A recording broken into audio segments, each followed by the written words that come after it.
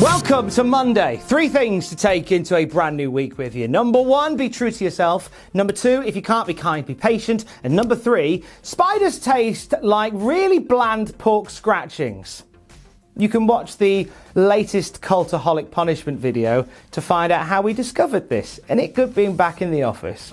Anywho, here is your wrestling news. A man has been charged with aggravated stalking of Sonya Deville. WWE is leaving the Performance Center, and the wrestling world pays tribute to former Ring of Honor champion Xavier, who passed away over the weekend. First up, a South Carolina man has been arrested for aggravated stalking and attempted abduction of Sonya Deville. This comes from the Hillsborough County Sheriff's Office, who say on Sunday night a man was arrested attempting to kidnap a homeowner in the area. Now, whilst the investigators did not identify the victim, the home where the suspect was arrested was owned by Sonya Deville. Philip A. Thomas, age 24, about 8 months ago began planning this, according to the Sheriff's Office. He attempted to break into a property which set off the alarm, alerted the residents, who called the police and left the scene. Thomas was arrested shortly after this and had in his possession a knife, plastic zip ties, duct tape, mace, and some other paraphernalia. Also, he told deputies straight up he was planning to take the homeowner hostage. Thomas has been charged with aggravated stalking, armed burglary of a dwelling, attempted armed kidnapping, and criminal mischief, and he is being held without bail. Several sources have reached out to Sonya Deville, who says that despite the shocking situation, she is coping okay. When we know more about this, you will know more about it too. Next, WWE are leaving the Performance Center, and they'll be gone till November. They'll be gone till November. They'll be gone till November. Anyway, so the Amway Center is the home of SummerSlam this year. It was announced just before the weekend. We talked about it here on the Cultaholic YouTube channel, but it looks like it's not going to stop at SummerSlams. WWE, according to Spectrum Sport 360's John Alba, have an agreement with the city of Orlando, Florida, and they're basically taking residency at the Amway Center, and they will be there until the end of October, doing all of their regular TV and pay-per-view shows. Now, there's multiple reasons why WWE have decided to focus on the Amway going forward. Number 1, it's a massive change of scenery. Vince McMahon has been very vocal about the fact that he's getting a bit fed up of shows coming out of the Performance Center, and there's many that believe that that is down. Part of the reason why we've got this decline in ratings right now is seeing the Performance Center every single week is a bit draining to the audience. I'm sure there's other reasons, but that's part of it. And a change of scenery could lead to an increase in viewership almost immediately. So that is part of the reason why we're going to see WWE move to the Amway moving forward. Now, the other reason is because Vince is keen to get fans back in the building. He's already seen AEW start to do that. It was discussed late last week on how Dynamite had people in attendance at Daly's Place in socially distanced bubbles in the crowd far away from the ring. And you could imagine that Vince is livid that AEW, of all people, beat them back to getting fans into venues. So the Amway Center is a great opportunity for WWE to have somewhere where they can start putting fans in. Now, we have to emphasize that as it stands right now, there will be no fans in attendance at Amway. I think it'll be peppered with Performance Center recruits, as it has been so far, but the plan being that you've got this nice big venue, a bigger venue than the Performance Center, so that when the time comes that you can start reintroducing fans to those shows, you can start filling out the Amway. Who knows? Maybe by the end of October, when WWE's residency is coming to an end, we could start seeing more and more people added to the seats at the Amway. Certainly an exciting time for WWE. I know how keen they have been to get out of the Performance Center, and several sources have said that already there's a morale boost in leaving the PC and heading somewhere else, because not only does it mean that it'll be a fresh location for people to work in, but it also means that the Performance Center can get back to its regular business as well, so people can start to return there and use the facilities there as well. So there is a sense of optimism around WWE with them moving operations to the Amway. There is video online that was posted by John Alba of the WWE trucks convoy style rolling out towards the Amway. So I'm intrigued to see how the setup will look come SummerSlam. The daughter of Eddie and Vicky Guerrero, Shaul Guerrero, was chatting with her mum on her mum's podcast. Excuse me! About some of the trepidation she's had getting into the wrestling world and some of the feedback that she has had so far in it as well. Talks really openly about her time in Florida Championship Wrestling. And in the interview, Shaul says, when asked about how Eddie Guerrero would feel about her entering the wrestling business, Shaul said, "I want to say he would be proud. Then I feel there was so much pressure put on me when I was in FCW to be as good as you, Vicky, mum, and as good as dad. That was a lot on me. The fact that I had to earn my name that I already had. Now, I understood where they were coming from, that they don't want to call you by your name because if you suck, we don't want you to be a disappointment. I was having such a hard time and the pressure was so much. I don't know if they meant to put that pressure on me. Every rehearsal was like, well, your dad did it like this.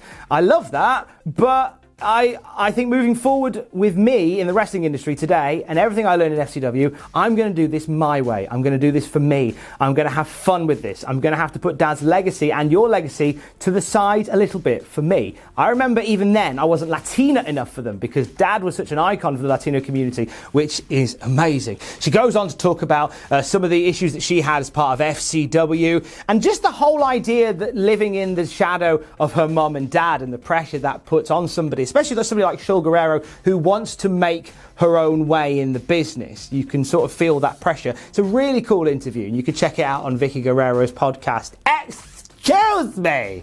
That's how you have to pronounce it. Not since the attempt by the Monstars to enslave the Looney Tunes has basketball caused so many problems. AEW being preempted by the NBA playoffs has caused all kinds of scheduling conflab with All Elite Wrestling. So Tony Khan sent out a tweet to put the record straight as to what is going on with AEW over the next few weeks. So this Wednesday, August the 19th episode of Dynamite will air on Saturday instead, August 22nd. NXT TakeOver 30 also scheduled for that time and date as well. Should be interesting. The Wednesday, August 26th episode is going to air on August 27th, the day after on the Thursday at 8 p.m. Eastern. TNT will also air a countdown to All Out at 10 p.m. on September the 2nd, which is after that night's Dynamite. And then September the 16th will be a 1-hour special edition airing whenever the NBA playoff game is finished that night. So following the NBA, a full 2-hour Dynamite is scheduled for Thursday, September 17th at 8 p.m. Eastern. So the NBA playoffs causing all kinds of problems for the schedule for AEW. Check out Tony Khan's tweet. That should clear it up. I mean, it could be worse. Could be preempted by a dog show. The artist formerly known as Rusev, now known as Miro, was on the Ryback podcast and he was talking with the big guy about his time in WWE. During this interview, Miro heaps a lot of praise on one WWE legend in particular. Miro says, "I was blessed. To this day, I pray and I'm so thankful that I got to work with John Cena, who taught me every single thing." And talking about the crowd, the timing, just an unbelievable experience. You can tell that there are people who work with him, their timing versus the people who never work with him. And it's such a difference. I feel so blessed working with him. And even to this day, every day, I give thanks to John for teaching me how to wrestle. Lots of love from Miro to John Cena. And many people have a lot of love for John Cena. He seems to be one of those guys that on the whole was quite giving. Now, there's a lot of people will cite the match he had with The Miz and Maurice teaming with Nikki Bella at WrestleMania that would say otherwise. But overall, John Cena, I personally think, is quite a giving performer and always has been. And Miro here, who, you know, it's Miro. We all love Miro. And if he says it, it must be the case. Ring of Honor have announced they're getting back up and running, and with that, the Ring of Honor Pure title tournament is getting back up and running as well. Now, there's had to be some big changes to the tournament as a result of travel and logistics issues forced by COVID-19. So the Pure title tournament is taking place, but Doug Williams, Mark Haskins, Slex, Joe Hendry, Yuji Nagata, and Ren Narita are all out of the tournament as a result of travel restrictions. So the tournament is reshaping, and we can reveal this morning that Jay Lethal, Jonathan Gresham, Matt Sydal, David Finlay, Tracy Williams, Josh Woods, and Wheeler Yuta are in the tournament. There are more names to be announced as Ring of Honor bring back the Pure Wrestling Championship. Really intrigued to see what they do with the Pure Wrestling title. I think in this particular time in wrestling, I think there is a place for something like the Pure title. I'm intrigued. Staying with Ring of Honor for our final story as the wrestling world pays tribute to former ROH champion Xavier, who has passed away at the age of 43. Xavier was trained by Tony DeVito, operated around New York in the late 90s, but it was in Ring of Honor where he did some of his most memorable work. Xavier became the second ever ROH champion at the end of 2002, defeating Low Ki. From there, he had some crackers against Jay Briscoe, AJ Styles, and Paul London. In a time where Ring of Honor was establishing itself, Xavier was such an important part of that system. He would lose the belt in early 03 to Samoa Joe, would make sporadic appearances for Ring of Honor from 2003 till about 2007, and kind of stepped away from wrestling from there, having made his peace with it all. We were set to see Xavier back in a wrestling ring this year. He was going to be part of Ring of Honor's past versus present event during WrestleMania week in a big match against Jay Lethal, a match that didn't end up happening as a result of COVID-19 and that entire event being cancelled. And sadly, we'd never see Xavier back in a wrestling ring again. Since the announcement yesterday of the passing of Xavier, the wrestling world has been paying its respects. Christopher Daniels, who teamed with Xavier as part of the Prophecy in Ring of Honor, tweeted, "Rest in peace, Xavier. Thank you for the matches, both as opponent and partner. You will be missed." Frankie Kazarian also tweeted saying, "Very saddened to hear of the passing of Xavier. He was always a very cool person and a great athlete. I had several memorable matches with him, especially in the mid-2000s for Jersey All Pro Wrestling. Heartbreaking. Godspeed, my friend." Zelina Vega tweeted, "So sad to hear about Xavier's passing. I can't believe it. He was so young, talented, and such a nice person. He will be missed. Condolences to his family and friends." Zelina has known Xavier since they both broke into wrestling and just devastated by the news. Eddie Kingston simply tweeting, "I have no words. RIP Xavier." And Ring of Honor have tweeted out, "Ring of Honor is saddened to learn of the passing of former ROH World Champion Xavier. ROH extends its deepest condolences to Xavier's family, friends, and fans." And we here at Cultaholic do just the same. If you do anything else today, check out Xavier's promo that he cut ahead of what was going to be ROH past versus present. It's a reminder of just how good he was. Just such a talented performer that stepped away from wrestling too soon and in life has been taken too soon as well. We send our love to the friends and the family of Xavier. Stay safe. Love you. Bye.